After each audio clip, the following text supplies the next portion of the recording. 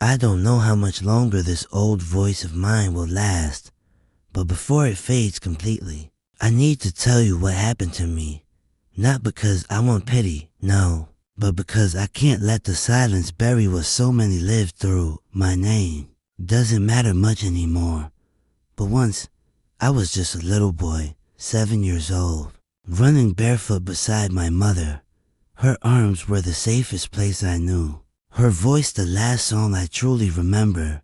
That day started like any other, with the sun rising slow and warm, but ended with a silence that never left me. I was only 7, and I lost everything.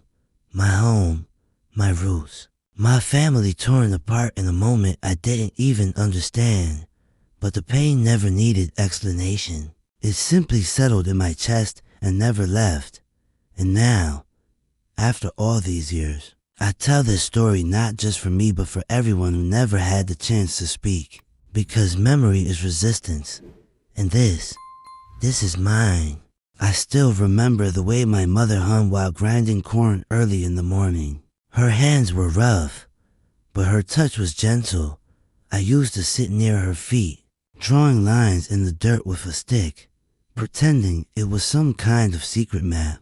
We didn't have much, but her presence made it feel like we had everything.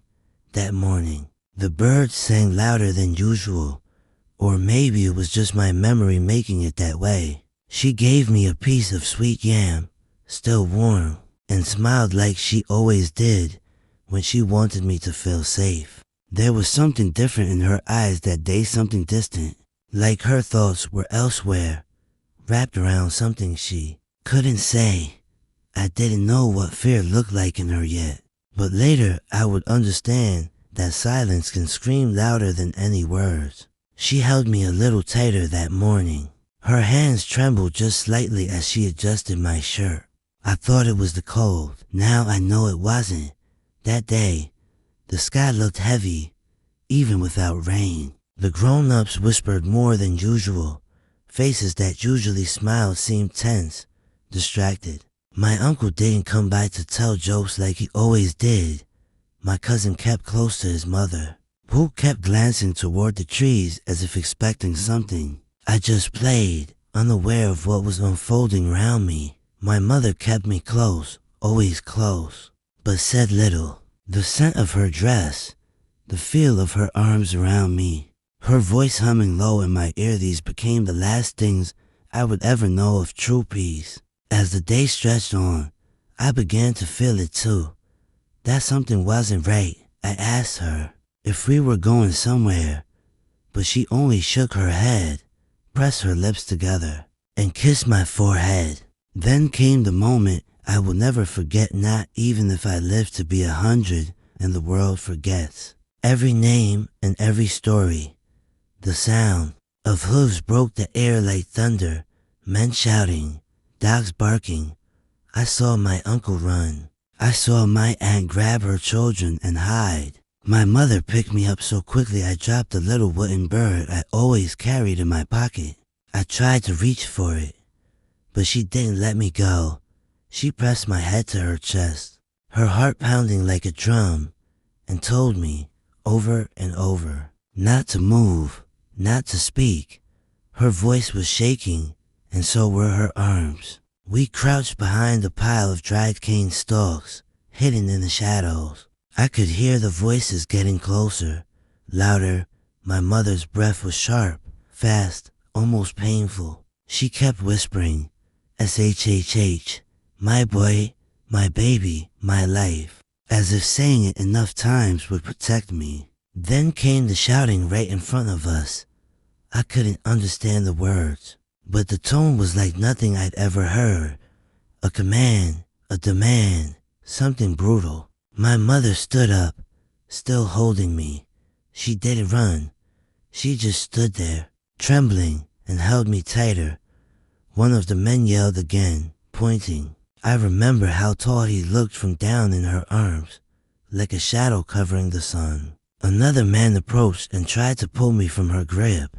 That's when she screamed, not out of fear but out of desperation. It wasn't loud, it was broken, Like her voice had split into. She didn't fight back hard. She knew it was no use. She just held me and cried into my neck, whispering something I couldn't fully hear. I think it was a prayer, or maybe my name, or both. Then I was taken from her, just like that. Her arms let go, or maybe they were forced to. Her cries followed me as I was pulled away. I reached for her, but the man carrying me didn't stop. I screamed for her, twisted and kicked, but nothing mattered. She disappeared behind the trees, behind the noise, behind the dust. That was the last time I saw her. The last moment I was her child in the world we knew. After that, nothing was ever mine again. Not my name, not my days, not even my tears. That evening, while the sun dropped behind the hills, I sat in silence among others who had also been taken. Children, women, men, all with the same hollow look in their eyes. No one spoke. We were too shocked to cry, too scared to think. I kept hearing her voice in my head. That soft hum, that trembling goodbye. I didn't understand where we were going or why. I only knew something had been ripped from me that would never be returned. From that day forward, every step I took carried the echo of her last embrace. Her smell lingered on my skin for days, then slowly faded. But the warmth she gave me, the courage she wrapped around me like her shawl that stayed, it still stays. Even now, after so many years, and I carry her not in my hands, but in my soul. Because that last day with her wasn't just a memory, it was the foundation of everything I became. A boy lost, a man built from loss, and a voice that speaks now. Because silence is the only thing crueler than forgetting. I didn't know what a nightmare looked like until I saw it coming on horseback. The sound came first deep, pounding hoof beats shaking the earth like distant thunder. At first, I thought it was a storm, but there was no rain, no wind, only the dust rising into the air, thick and fast. My heart began to race before I could understand why. Birds fled the trees, dogs began to bark and then whimper, sensing something we couldn't name yet. I ran to my mother, who had already stood up straight, her eyes fixed on the path that led to the open field. I saw fear there, real fear, the kind I'd never seen on her face before. She didn't speak, just grabbed my arm and pulled me close. I could feel her body tense, her breath stuck somewhere between her chest and her throat. Then we saw them, men on horses, dressed in coats that looked too heavy for the heat, armed with long sticks and weapons I had never seen. They weren't part of our world. They looked like they belonged to another kind of life, one that came to crush whatever it found. They didn't speak at first. They just rode through, eyes scanning everything. Not like they were looking at people, but things. I remember one of them spitting on the ground, then pointing toward the huts. That's when everything changed. Shouting erupted. People began to scatter. Some grabbed their children. Some dropped whatever they were holding and ran. Others froze, caught between instinct and disbelief. I watched as my neighbor was pulled from his doorway, as another man tried to fight back and was struck down in front of everyone. The sound of pain, real pain, filled the air like smoke. And yet, the worst part wasn't the shouting or the fear. It was the silence that followed the stunned, aching silence of those who realized escape was no longer possible. My mother didn't run. She crouched beside me and looked me in the eye. Her voice was steady but low, almost a whisper. Whatever happens, stay by me. Don't let go. I nodded, unable to speak. My mouth was dry. My legs were shaking, but I held her hand as tightly as I could. The men dismounted. That's when the real horror began. They moved with precision, like they had done this before many times. They split into groups, some going toward the homes, others toward the fields. They barked orders, pointed. Search! They weren't there to talk. They had come to take. I didn't understand the words they used, but their hands and faces told me everything. They pulled people out, separated families, tied wrists. I saw one woman scream as her child was taken from her arms. I saw an elder beg on his knees and get shoved to the ground. And I, just a boy, stood frozen in the shadow of my mother, trying not to cry, trying not to be noticed. But we were noticed. One of them pointed at us. My mother shielded me with her body. The man walked over slowly, not rush, not angry, just certain. He looked at me like I was an object. Then he looked at my mother and said something sharp, something that made her hold me tighter. He reached out to take me. She stepped back. He didn't yell. He just signaled. And two more men came. She resisted, pleaded, not with words, but with her body, her arms, her tears. I could feel her heartbeat racing against my cheek. The men began to pull. I screamed. She screamed louder.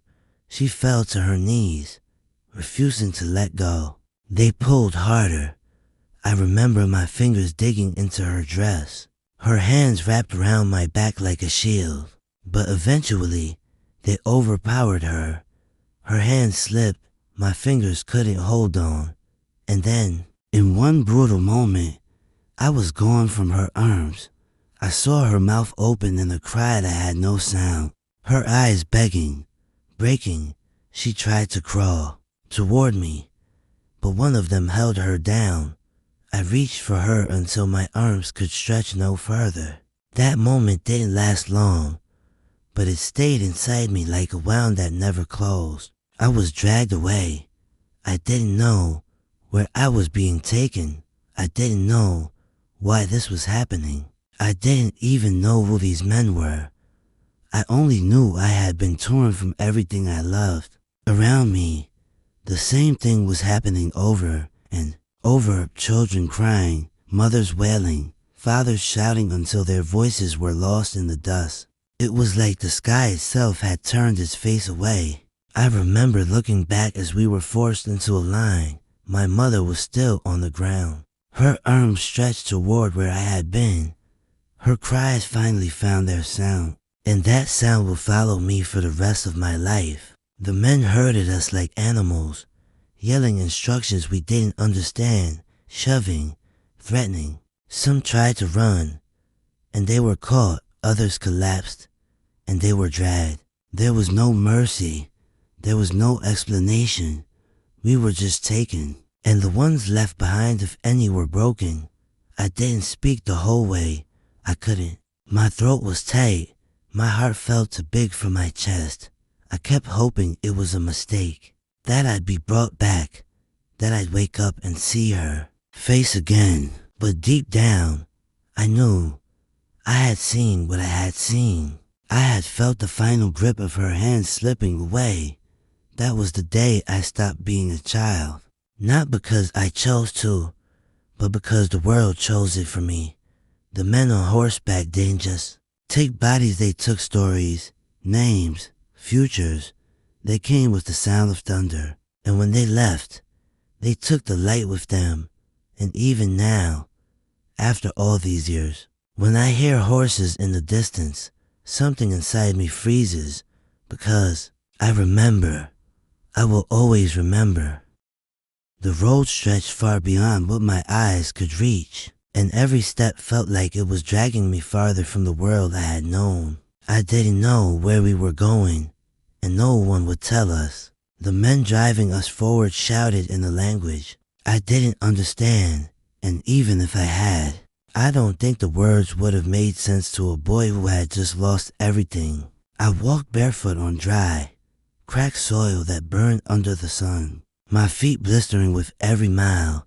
The rope that tied my wrist itched and burned, and the boy next to me, whose name I never even learned, kept stumbling, his head bobbing from exhaustion. Sometimes someone would fall, and they would be dragged for a while before they could rise again. If they couldn't, the shouting grew harsher. I kept walking. I didn't cry, not because I wasn't sad, but because the shock had frozen something inside me. My mother's voice still echoed in my ears. I imagined her running after me, calling my name, telling the men to give me back. But when I looked back, there was only dust. I tried to remember the way her hands felt when she held my face. I held on to that memory like a thread holding me together. The sun moved slowly above us. The day stretched like it had no end, and the heat pressed down on our backs like punishment. Some of us were children, others adults, but none of us were spared. Hunger scratched at my belly. Thirst dried my throat to the point where I could barely swallow. I saw an older man stumble and get kicked in the side for slowing down. His eyes met mine for a moment, empty eyes, like the light had been taken from them long ago. I wanted to ask him if he knew where we were going, but I couldn't find the strength to speak. No one spoke. Silence became our shared language, a silence filled with questions we didn't dare voice. When night came, we stopped near a cluster of trees. The men lit a fire and stood watch, while we were herded like animals into a corner, tied together. Left to lie on the cold ground, I curled into myself, trying to stay warm, my body aching, my mind spinning. I wondered if my mother was still alive, if she was searching for me, if she had managed to hide. I wanted to believe she had escaped. I needed to believe it, because if she was free, maybe one day she'd find me. That thought was all I had, that and a little wooden bird that used to be in my pocket, gone now, lost in the struggle. We were allowed no names, no comforts, no explanations. The next day, the march continued. Some villages we passed stared at us with fear, others with indifference. I remember one boy my age watching us from behind the fence. He didn't smile. He didn't wave. He just watched like he didn't know what to think of what he was seeing. I wondered what he would do if he were in my place. I wondered if he'd ever be. Every sound became a warning, every crack of the whip, every snap of a twig. I learned to walk without looking up, to keep my head low, to not speak unless spoken to.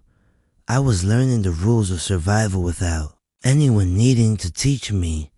They were written in the way people flinched, in the bruises on their skin, in the quiet crying that happened late at night. I didn't understand what I had become, but I knew I was no longer free. We eventually reached a larger settlement. There were buildings, fences, animals. The men spoke to others who were waiting. There were exchanges, papers passed around, and then the group of us was split again. I was taken one way, others were led in another direction. I didn't know if I'd ever see them again. One of the men grabbed me by the arm and examined me, like I was a piece of fruit at a market. He lifted my chin, looked at my teeth, my hands, my legs. I didn't resist. I just stood there, letting it happen. That was the first time I felt like I was no longer a person, just something to be used. I was placed in a small room with others my age. We weren't allowed to speak. We weren't given names, only numbers. I don't even remember what mine was anymore, only that it felt like something stolen. That night, I dreamed of my home, not the one they took me to, but the real one. My mother's laugh, the smell of firewood, the sound of rain on the leaves. I woke up crying silently, wiping my tears before anyone could see. That road, that long walk from everything I loved into the hands of those who didn't care if I lived or died. It changed me. It hardened something inside me, but it also lit a small flame I've carried ever since. A flame that said, remember, remember everything, even when it hurts, even when no one else wants to hear it. Remember. And now, if you're still listening, if any part of my story touched your heart, Then I ask you, please follow this old voice. Subscribe so this memory doesn't vanish when I do. They didn't tell us where we were, not when we arrived, not after days had passed. No name was given to that place, just the sound of gates closing and chains tightening. We were led through a wooden corridor that smelled of sweat, smoke, and fear. The ground was hard and uneven. I had no shoes, and my feet were torn, but I didn't complain. None of us did. We'd already learned that silence was safer. We were lined up, not by size or age, just as we were, like items being placed in a row. They watched us eyes cold, uninterested, like they were checking livestock. I still remember one of the men pointing at me, saying something sharp in a language I couldn't speak. Then he turned to another and laughed, that laughter sharp. Joyless still cuts through my memory like a blade. They assigned us to places, not rooms, not homes, just spaces. I was pushed into a narrow corner beside a wooden wall, with barely enough room to lie down. The man in the next corner didn't look at me. His back was covered in marks, his eyes distant. I tried to greet him, whisper something, anything. He didn't answer. Only later did I understand that some people had stopped talking simply because words no longer made sense in a world like that. The first morning, I was woken by shouting, loud, sudden, cruel. We were pulled up before the sun had even touched the horizon. The work began without instruction, just pointing, pushing, and paying. I was handed a small bucket and told to fetch water. I didn't know where to go. I was struck for walking too slow. I was struck again for spilling water. No one showed me how to do anything, only how to survive not doing it fast enough. Minds, small and untrained, bled from the weight of tasks too heavy for a child. I tried to remember how my mother used to carry things, how she kept her back straight, but I couldn't find her in that place. I couldn't find her anywhere. The days blurred into each other. There was no rest. We worked until the sun was gone. And even then, there was more to do. Sometimes they would inspect us in the middle of the night, waking us with kicks or shouts, just to remind us we belonged to them. I learned to eat quickly, to walk with my eyes low, to keep my mouth shut even when my body screamed. Some older ones helped me in quiet ways, showing me how to tie a rope faster, how to avoid attention, how to hide pain. They didn't speak often, but their actions saved me more than once. We weren't allowed to speak of where we came from.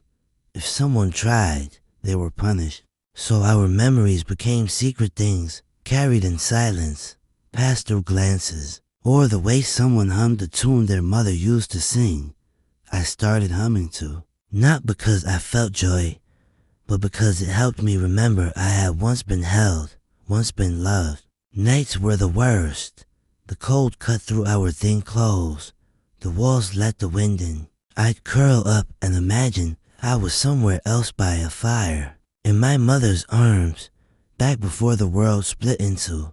Sometimes I saw her in dreams, her face fading each time I woke up. I tried to hold on to her image, to the exact tone of her voice, but each day made it harder, as if the place was stealing her from my mind, piece by piece. They gave us no names, just whistles, numbers, slaps on the head. I stopped answering to anything after a while. I stopped thinking of myself as a boy. I was just what they told me to be, nothing. One day, they brought new ones and people who looked just as lost as I had been when I first arrived. I watched them. I could see the shock in their eyes, the confusion. One of them was a girl, maybe 10 years old. She looked like she wanted to cry but didn't dare. I wanted to speak to her, to tell her how to survive, but I stayed silent. I didn't know if my words would help or only hurt. That place didn't allow kindness to live long. I tried once to help an older man carry a sack too heavy for him. A guard saw it and whipped us both. After that, I learned kindness had to be hidden, offered in small ways, sharing a piece of bread, guiding someone's hand when no one was looking. The worst part wasn't the labor, it was the absence of everything that made us human. No songs, no laughter, no stories around the fire. They broke the spirit first, then the body. I remember one boy who used to sing softly at night. A guard heard him and made an example of him. After that, the silence in our quarters was complete. Every voice we had was locked away, and yet I began to carry stories in my head, not spoken, just kept memories of the river near my home, the way my mother used to braid her hair, the warmth of her hand on my back. I told those stories to myself when I needed to feel alive, because even if the world had taken everything else, I had my mind, and in that mind, I was still free if only for a few minutes. That nameless place taught me how to disappear inside myself, how to become invisible even when standing in plain sight. And that's how I survived, by learning to be what they could not control, quiet, remembering, waiting. I had never been ordered round before that place. At home, my mother asked, never shouted. Even when things were hard, she'd find a way to make it feel like we were choosing to help, like we mattered. But there, in that place without a name, I learned quickly that my voice had no weight, my choices no meaning. They gave commands with eyes that didn't see people, just bodies to move, hands to use, backs to break. I remember the first time I was told to carry a load of firewood, twice my size. I could barely lift it. My arms trembled, my knees buckled. A man shouted something I didn't understand and raised a stick. I didn't even know what I had done wrong, only that pain followed. I cried, not loudly, not like a child cries at home. It was a cry swallowed down deep, coming out more as breath than sound. I wiped my face quickly and kept going, afraid to stop. I wasn't the only one. Everyone there had their own moment the first time they were struck, or humiliated, or made to feel smaller than the dirt we walked on. It broke people in different ways. Some grew quiet and cold, others shook all the time. Even when standing still, I did what I could to disappear, to blend into the background, hoping they'd forget I was even there. But they never did. They brought new orders, scrubbed the floors, fetched the buckets, cut the branches, dig the trench. And no matter how much you gave, it was never enough. They always found a reason to shout, to punish, to remind us that we didn't own ourselves anymore. I was just a child, but they expected from me what a grown man could barely do. My back ached. My hands cracked open, but I kept going. We all did, because the alternative was worse.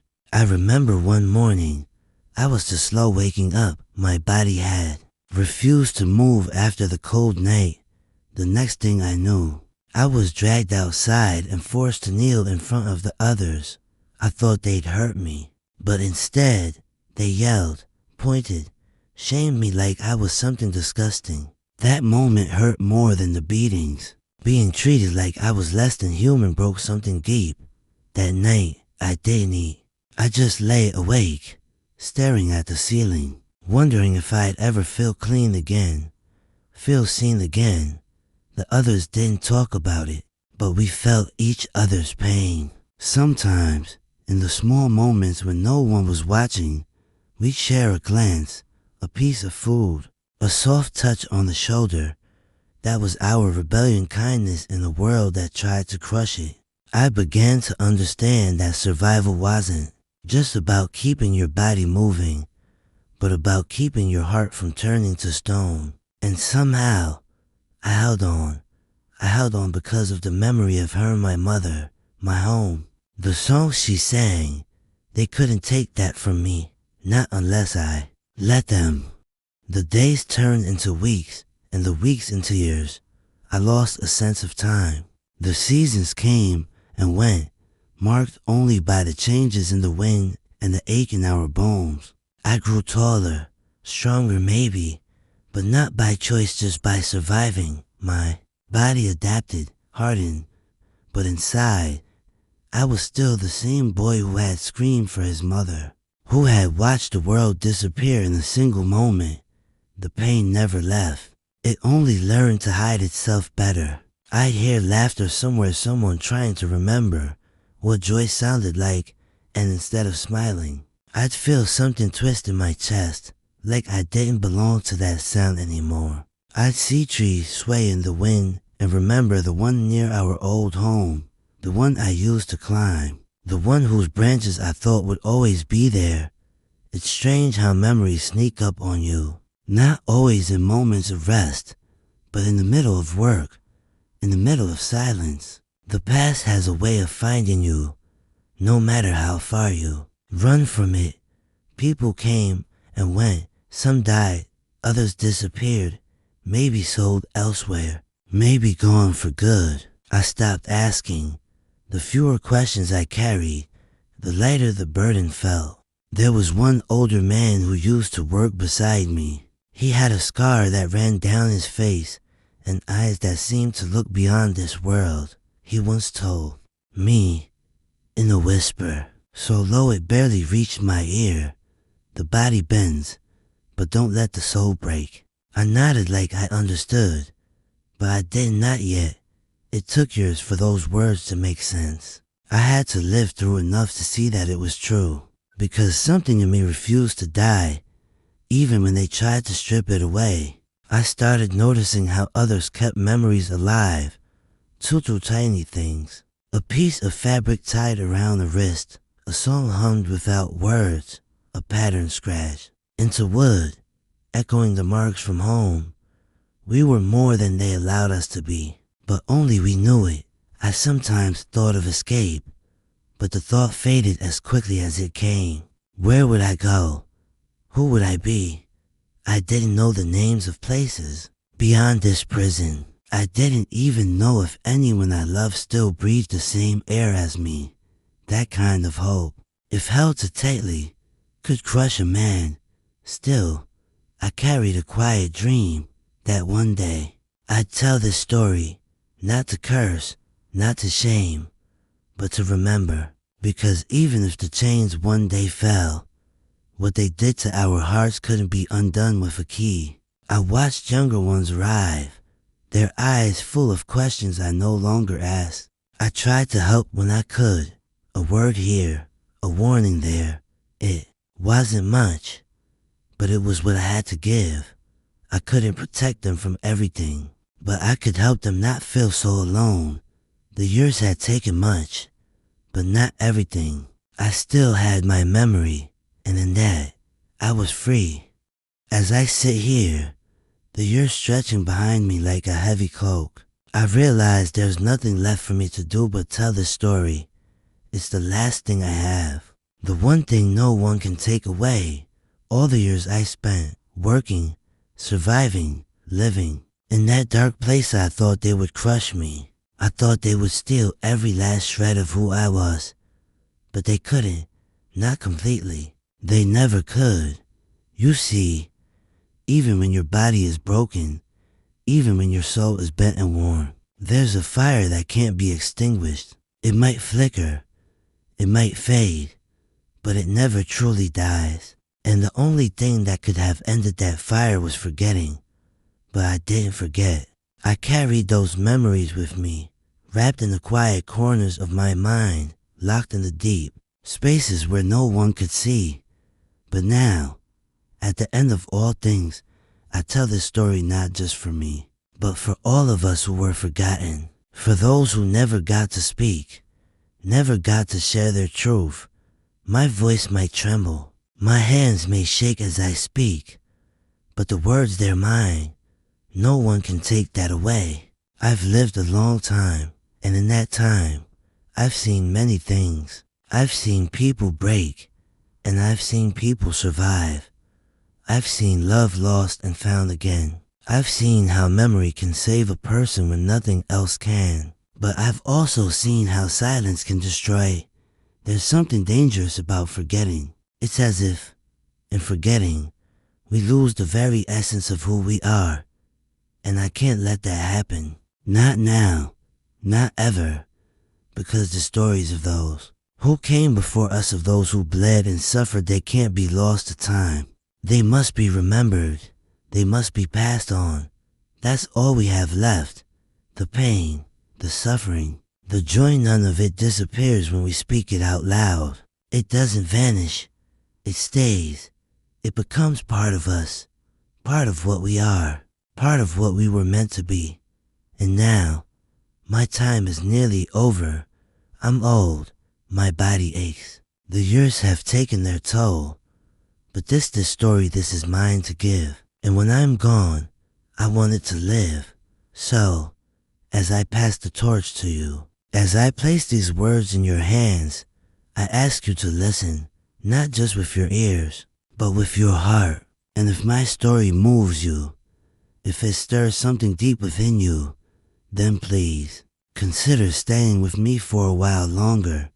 Listen to the other stories, learn from them, carry them in your heart, and if you feel the need, subscribe to hear more. For the stories that come after mine, they matter too.